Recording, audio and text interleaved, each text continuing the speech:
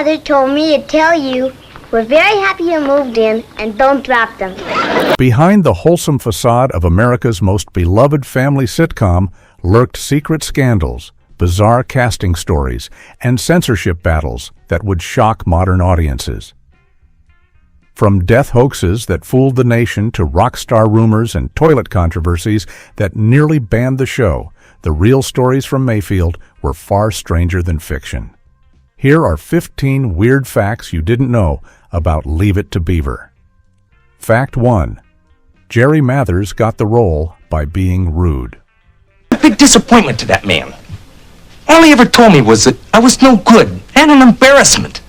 He wouldn't even claim me as a tax deduction. Oh, sir, the pain you must have suffered. Most child actors spend weeks preparing for auditions, practicing lines, and perfecting their performances to impress casting directors.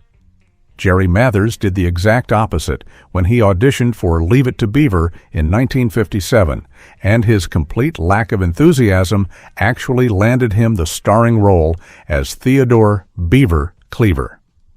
The audition process for the show was what Hollywood calls a cattle call, meaning thousands of young actors showed up hoping to get the part. Mathers had already been through several rounds of callbacks over 6 to 8 weeks, and by the final audition, he was down to just 10 remaining kids. But there was one major problem that day. He had joined the Cub Scouts and had his very first meeting scheduled right after school. When his mother suggested he wear his Cub Scout uniform to the audition so they could rush directly to the meeting afterward, young Jerry reluctantly agreed. He arrived at the studio dressed in his full uniform, complete with badges, making him the only kid there in Scout gear. As the audition dragged on longer than expected, with each of the other children getting their 10 to 15 minutes with producers Joe Connolly and Bob Mosher, Jerry became increasingly impatient and jittery. When the casting directors noticed his obvious discomfort and asked him what was wrong, Jerry gave them a brutally honest answer. "I said no, I want to go to my Cub Scout meeting," he later recalled in interviews. The producers were so charmed by his genuine, unfiltered response that they let him leave immediately. That night, they called his mother to offer him the job, explaining that they would rather have a kid who wanted to be at a Cub Scout meeting than one who desperately wanted to be an actor. Fact 2. The first toilet controversy nearly banned the show. Hey, it better be. I don't know if you know this, but my family is very big in this town. In any town. In 1957, showing a toilet on television was absolutely forbidden by network censors, and Leave It to Beaver nearly became the first show to be banned before it even aired because of this bathroom taboo. The controversy began with an episode called Captain Jack, which was originally supposed to be the very first episode of the series, but ended up being delayed for weeks due to censorship battles. The plot involved Wally and Beaver ordering what they thought would be a full-grown alligator from a comic book advertisement for just $2.50. When a tiny baby alligator arrived instead of the 8-foot monster they expected, the boys decided to keep their new pet and hide it from their parents. Since alligators need water to survive, they logically chose the one place in the house that always had water available, the toilet. The problem was that in the 1950s, television networks had strict rules about what could be shown on screen. Not only were toilets completely off limits, but entire bathrooms were considered too inappropriate for family viewing. CBS's Standards and Practices Department immediately rejected the episode when they saw scenes of the boys putting their pet alligator into the toilet tank.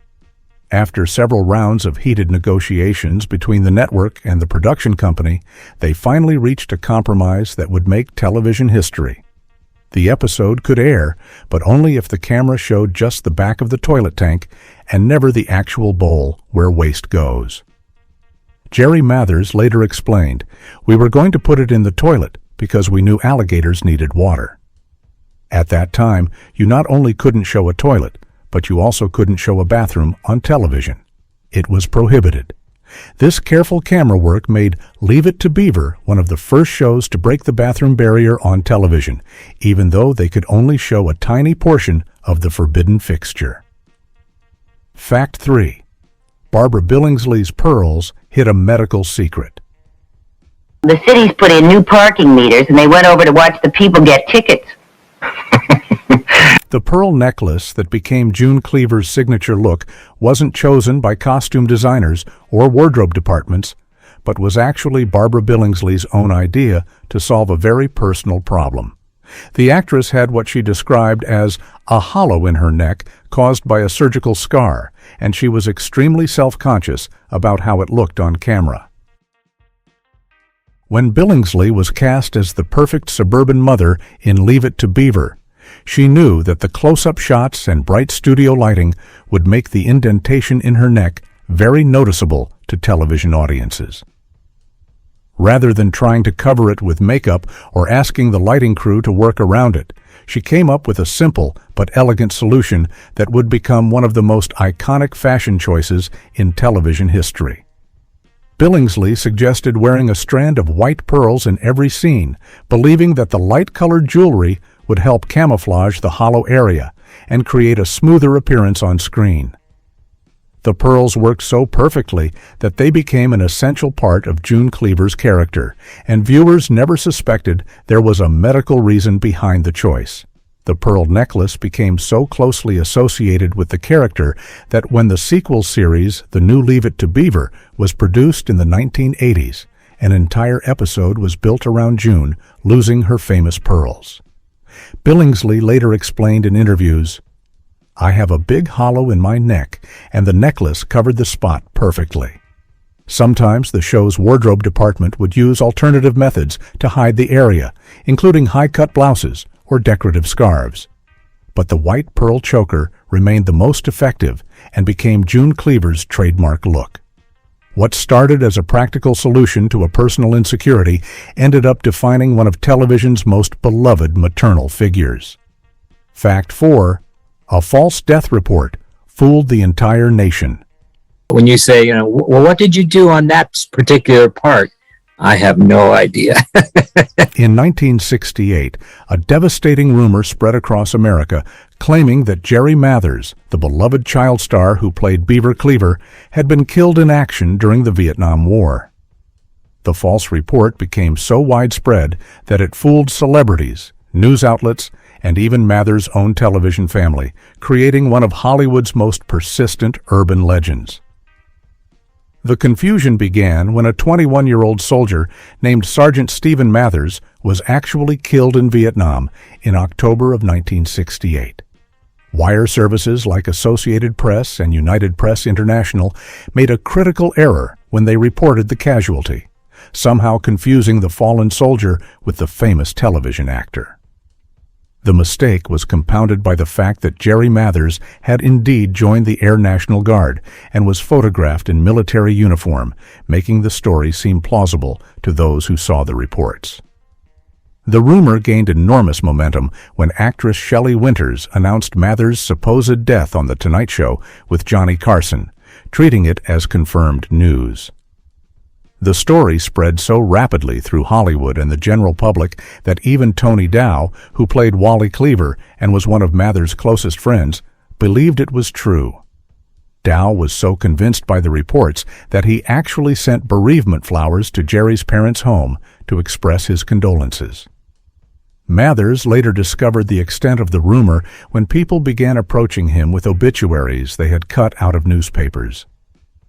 All of a sudden, some people came up to me and showed me an obituary. It said, "Actor killed in Vietnam. Jerry Mathers, star of Leave It to Beaver, has died in Vietnam," he recalled in interviews. The truth was that Mathers never set foot in Vietnam and served his entire military commitment safely within the United States. But the death hoax persisted for years afterward. Fact 5. Eddie Haskell was rumored to become Alice Cooper. You cut that out, Eddie. You really will be getting that across the puss. And it won't be from your father either. One of the most bizarre urban legends to emerge from Leave It to Beaver claimed that Ken Osmond, who played the sneaky troublemaker Eddie Haskell, had transformed himself into shock rock superstar Alice Cooper. This completely false rumor became so widespread in the early 1970s that it created a major headache for both men and forced the real Alice Cooper to take drastic action to set the record straight. The confusion began with a simple misunderstanding during a college newspaper interview with Alice Cooper, whose real name is Vincent Fournier. When a reporter asked what kind of child he had been, Cooper replied that he was obnoxious, disgusting, a real Eddie Haskell, meaning he behaved like the fictional character. However, the story that was published somehow reported that Cooper actually was Eddie Haskell, not that he had simply acted like him as a kid. The rumor spread like wildfire because it seemed to make perfect sense to many people. Eddie Haskell was the bad boy of Leave It to Beaver, always causing trouble while maintaining a fake polite facade around adults, which seemed to match Alice Cooper's rebellious rock star image. The fact that Ken Osmond had largely disappeared from public view after the show ended in 1963 made the story even more believable.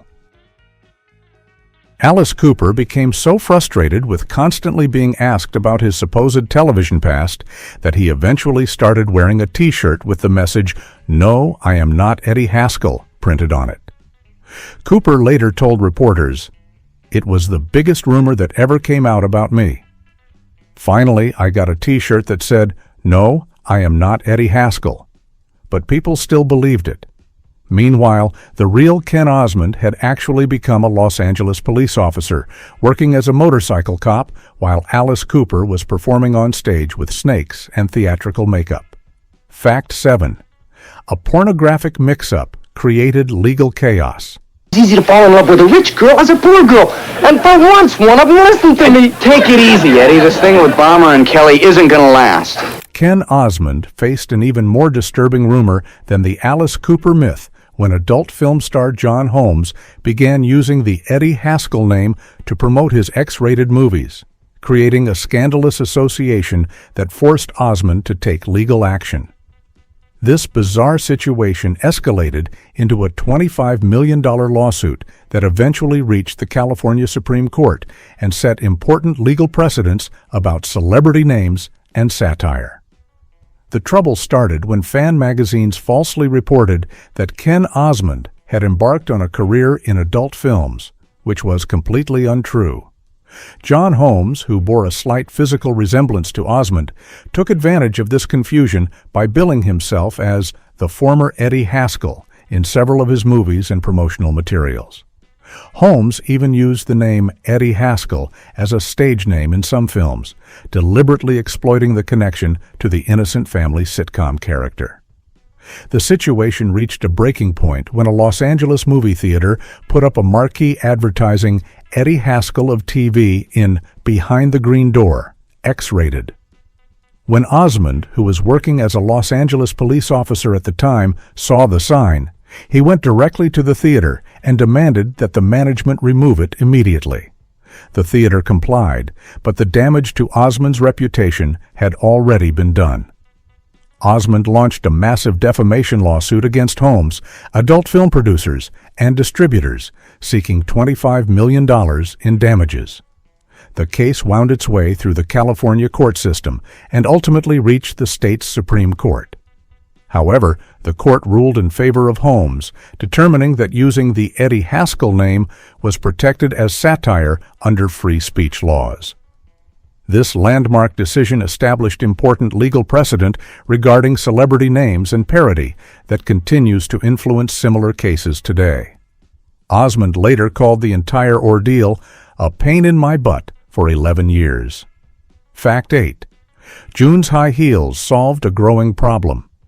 Powder was spilt all over, and my pancake makeup is missing. Now don't tell me someone's trying to sabotage your natural heaven-sent beauty. Barbara Billingsley's decision to wear high heels while doing housework as June Cleaver wasn't just a quirky fashion choice from the 1950s, but actually a practical solution to a very real problem that developed as Leave It to Beaver continued filming over 6 seasons. When the show began in 1957, Billingsley was comfortably taller than both of her young television sons, but as Jerry Mathers and Tony Dow hit their growth spurts during adolescence, she found herself getting shorter, relative to them with each passing year. At 5 feet 5 inches tall, Billingsley had started the series wearing flat shoes or low heels during the early episodes, which worked perfectly fine when 7-year-old Jerry Mathers and 13-year-old Tony Dow were still relatively small. However, as the boys grew rapidly during their teenage years, the height differences between the actors began to look awkward on camera, especially during family scenes where they stood together. Rather than trying to solve the problem through camera angles or having the boys stand in lower positions, Billingsley came up with her own solution by gradually switching to higher and higher heels as the series progressed. This allowed her to maintain the visual dynamic of being the taller, authoritative mother figure, even as her television children grew into young men. The high heels became such an iconic part of June Cleaver's look that many viewers assumed it was simply part of the character's formal housewife style, never realizing there was a practical reason behind the choice. Billingsley later explained that the heels were specifically employed to offset the boys' growing height, making it one of the most functional wardrobe decisions in television history. The solution worked so well that June Cleaver's high heels became just as memorable as her pearl necklace, creating an image of the perfectly dressed suburban mother that influenced fashion and television for decades to come. Fact 9. Jerry Mathers inspired a real anti-war movement. And look at any show he wants to. And when he goes by the bakery and smells neat stuff, he can go in and buy all the junk that's not good for him. The false rumor about Jerry Mathers dying in Vietnam had devastating personal consequences that reached far beyond Hollywood gossip, actually motivating one of his former co-stars to dedicate his life to fighting against the war. Stephen Talbot, who played Gilbert Bates on Leave It to Beaver and was one of Beaver's best friends on the show, was so shaken by hearing about Mathers' supposed death that it transformed him into a passionate anti-war activist. Talbot had worked with Jerry Mathers for more than 5 years during the show's run from 1959 to 1963, appearing in over 50 episodes as the mischievous friend who often got Beaver into trouble.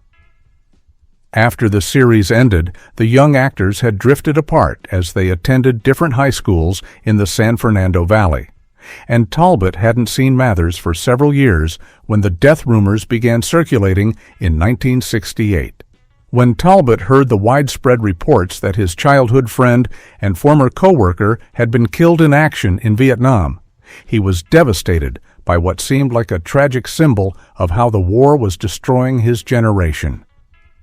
The news hit him particularly hard because he saw Jerry as representing the innocent, all-American suburban kid that the character of Beaver had embodied on television. In his own words, Talbot felt that if the Beaver could be killed in Vietnam, it represented the death of American innocence itself. The false report motivated him to become deeply involved in the anti-war movement, and he spent years organizing protests and activism efforts. Talbot later wrote about how grateful he was when he eventually learned that Jerry was actually alive, but by then his commitment to opposing the war had already been firmly established. The irony was that a completely false story about a television star had inspired very real political action against the Vietnam conflict. Fact 10. The show had a no big laughs policy. Since the principal, Mr. Boongarden, doesn't catch us sneaking out. Well, we'll go out the girls' entrance. He never watches that door. Leave It to Beaver followed one of the most unusual comedy rules in television history, with producers deliberately removing any jokes that made test audiences laugh too loudly or enthusiastically. This counterintuitive approach was part of creators Joe Connolly and Bob Mosher's vision to create a gentle, realistic family show that prioritized authentic storytelling over cheap laughs and slapstick humor. Tony Dow, who played Wally Cleaver, later explained that the show's creators had a very specific philosophy about comedy that set Leave It to Beaver apart from other sitcoms of the era. According to Dow, if any joke in a script got too big a laugh during rehearsals or test screenings, it would be cut from the episode and replaced with something more subtle and understated. The producers believed that big, obvious jokes would take away from the show's core mission of presenting childhood from a realistic perspective, rather than turning the Cleaver boys into typical wisecracking television characters. They wanted viewers to smile and chuckle rather than burst into loud laughter, feeling that gentler humor would make the family situations more believable and relatable to real parents and children watching at home. This unusual policy meant that the writers had to craft jokes that were clever enough to be amusing, but not so funny that they overshadowed the episode's underlying message or emotional content. The approach required a delicate balance, as the show still needed to entertain audiences while maintaining its reputation for wholesome family entertainment. The no big laughs rule contributed significantly to the show's distinctive tone and helped establish Leave It to Beaver as something different from the more theatrical comedy shows that dominated television in the 1950s and 60s. Instead of relying on obvious punchlines or physical comedy, the series found humor in the everyday mishaps and misunderstandings that real families experience. Fact 11. Jerry Mathers was almost cast in the Mickey Mouse Club. Hey, I got a great idea. What's that, Eddie? We could build ourselves a clubhouse. Hey, that's a good idea. Before Jerry Mathers became America's favorite mischievous little brother on Leave It to Beaver, he came very close to joining the ranks of Disney's squeaky clean Mouseketeers on the Mickey Mouse Club. But his natural personality ultimately worked against him in the audition process. Disney casting directors were looking for exceptionally well-behaved children who could represent the company's wholesome family image, and young Jerry's authentic boyish energy was apparently a little too authentic for their taste. By the time Mathers auditioned for the Mickey Mouse Club in the mid-1950s, he already had several years of acting experience under his belt, having started his career at age 2 as a department store catalog model and appearing in commercials and small movie roles. His resume included work in films with major stars like Bob Hope and Alfred Hitchcock, making him a serious candidate for Disney's popular variety show that featured singing, dancing, and comedy sketches performed by talented children. However, during the audition process, Disney executives apparently felt that Mathers had too much of a mischievous streak in his personality to fit their carefully crafted image of perfect, polite children. The irony was that this same quality that Disney found problematic would later become exactly what made him perfect for the role of Theodore Beaver Cleaver, a character who was supposed to be a real, imperfect kid who got into trouble. The Mickey Mouse Club premiered in October of 1955 and became a huge success for Disney, launching the careers of several young performers who became household names. Meanwhile, Mathers continued working in small television and film roles until he landed the audition for Leave It to Beaver in 1957, where his natural mischievous energy was not only welcomed, but considered essential for bringing authenticity to the character. Fact 12. Ken Osmond became a real-life cop and got shot.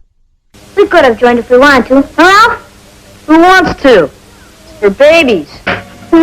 Ken Osmond's career took a dramatic turn from playing television's most famous troublemaker to becoming a real-life law enforcement officer, and in 1980 he nearly lost his life in the line of duty when he was shot 3 times during a dangerous pursuit.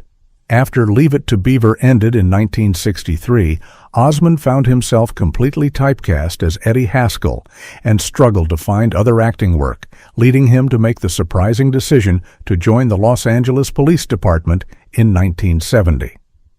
Osmond worked as a motorcycle officer for the LAPD, deliberately trying to keep a low profile and avoid being recognized by the public as the former child actor.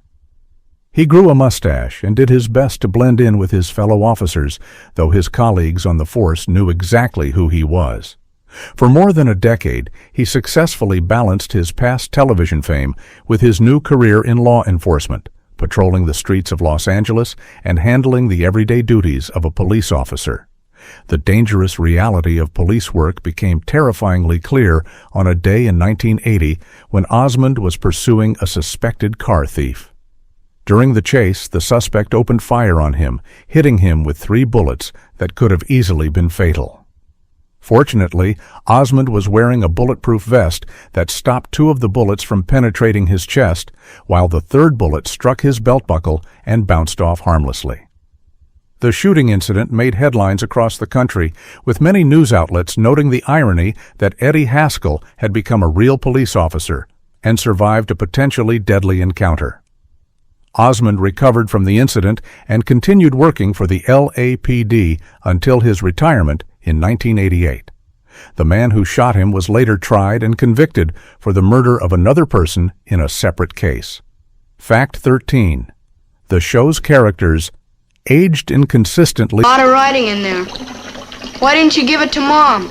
I'm scared of what's in it. But you don't know what's in it. That's why I'm scared. Leave It to Beaver created a confusing timeline problem that sharp-eyed viewers might have noticed, as the age gap between Wally and Beaver mysteriously shrank by 2 full years over the course of the series, without any explanation. When the show premiered in 1957, Wally Cleaver was established as being in 8th grade at age 13, while his little brother Beaver was just 7 years old and in 2nd grade, creating a 6-year age difference between the brothers. However, by the time the series concluded in 1963, something strange had happened to the Cleaver family timeline. Wally had graduated from high school and Beaver was finishing 8th grade, but now they were only 4 years apart in age instead of the original 6. This dramatic shift in their relative ages happened gradually throughout the series, but viewers who watched carefully would have noticed that Beaver seemed to be aging faster than his older brother. The real reason behind this timeline manipulation was purely practical from a production standpoint. The show's creators and network executives were concerned about what would happen if Wally graduated from high school and went off to college, as this would fundamentally change the family dynamic that made the show work. They wanted to keep Tony Dow's character as part of the household for as long as possible, so they deliberately slowed down Wally's aging process while allowing Beaver to catch up. In real life, the actors Jerry Mathers and Tony Dow were actually only 3 years apart in age, with Dow born in 1945 and Mathers in 1948. This made the adjusted 4-year age gap much closer to their actual relationship than the original 6-year difference that had been written into the show's early episodes, creating a more natural dynamic between the 2 young actors as they grew up together on screen. Fact 14. Barbara Billingsley spoke jive in Airplane. When I was a kid, I used to go down just to watch people run for trains. Sometimes, if you were lucky, one of their suitcases would fly open. Barbara Billingsley completely shocked moviegoers in 1980 when she appeared in the comedy spoof Airplane, speaking fluent street slang as the Jive Lady, a role that was the complete opposite of her wholesome June Cleaver image and became one of the most memorable scenes in the film. The casting was deliberately ironic, as the producers specifically wanted the actress most famous for playing America's perfect suburban mother to deliver hip urban dialogue that no one would ever expect to hear from June Cleaver. In the scene, Billingsley plays an elderly white passenger who volunteers to translate when 2 African-American passengers speaking jive become ill and the flight attendants cannot understand them. She approaches the situation with the same helpful maternal attitude that June Cleaver would have shown, but instead of offering milk and cookies, she fluently speaks street slang to communicate with the sick passengers and help resolve the medical emergency.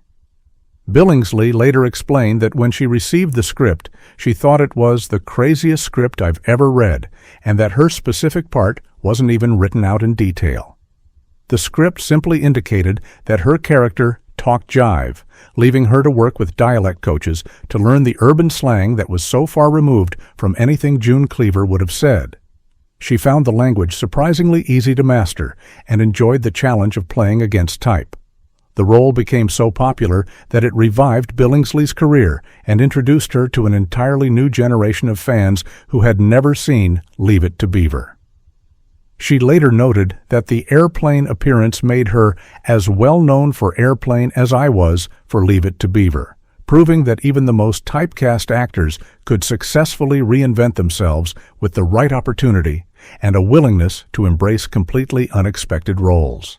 Fact 15. The show premiered on Sputnik Day.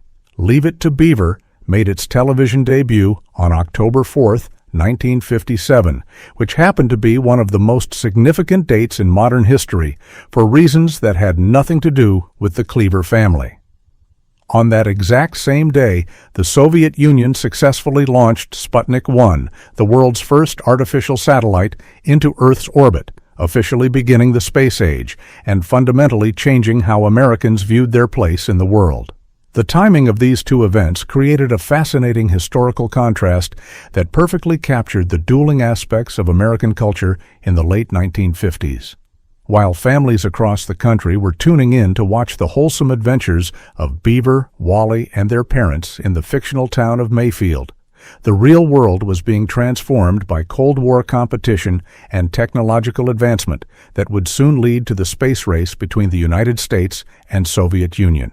Sputnik 1 was a beach ball-sized metal sphere that orbited Earth every 96 minutes, beeping radio signals that could be picked up by amateur radio operators around the globe.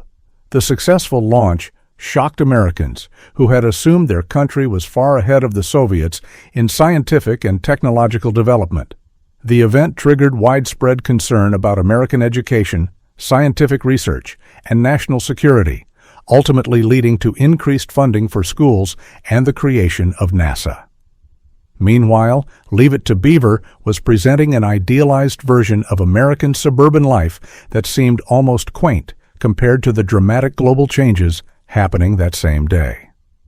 The show would go on to represent a nostalgic vision of simpler times, even as the space age that began on its premiere date would bring unprecedented changes to American society, technology, and culture throughout the 1960s and beyond.